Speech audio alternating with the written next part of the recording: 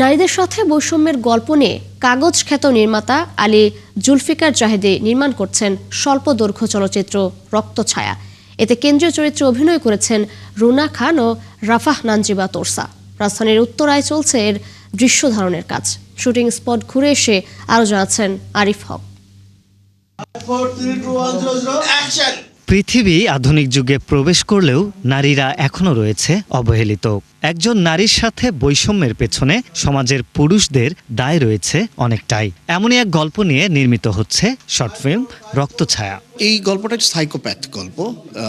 মেয়েদের কারণেই তার সন্তানেরা কখনো সাইকোপ্যাথ হয়ে যায়। তারপর এই সাইকোপ্যাথটাকে সত্যর আলো দেখানোর জন্য আরেকটা মেয়ে ট্রাই করে, সে অবশেষে ব্যর্থ হয়ে যায়। এই ব্যর্থতার পিছনে সব ছেলেরা দায়ী। এই ব্যাপারগুলো দেখানো হয়েছে গুছিয়ে। নারী কেন্দ্রিক এই গল্পে সামাজিক বার্তার পাশাপাশি থাকবে রহস্য রোমাঞ্চের উপস্থিতি।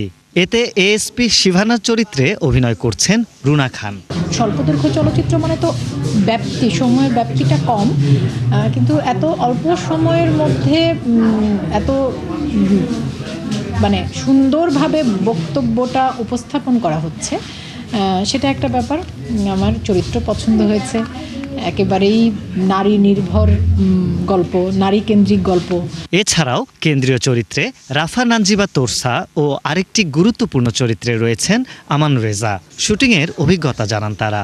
বর্তমান সময়ের অনেক ধরনের সামাজিক যে অসঙ্গতি বা যে ক্রাইম হচ্ছে, তার বিরুদ্ধে রক্তছায়া একটি, আমি বলবো, বেশ টুইস্টিং এবং বাস্তবমুখী একটা গল্প। Interesting character. বাংলাদেশে এই টাইপের ক্যারেক্টার আসলে এখনো পর্যন্ত দেখা হয়নি ফর আ ফিমেল।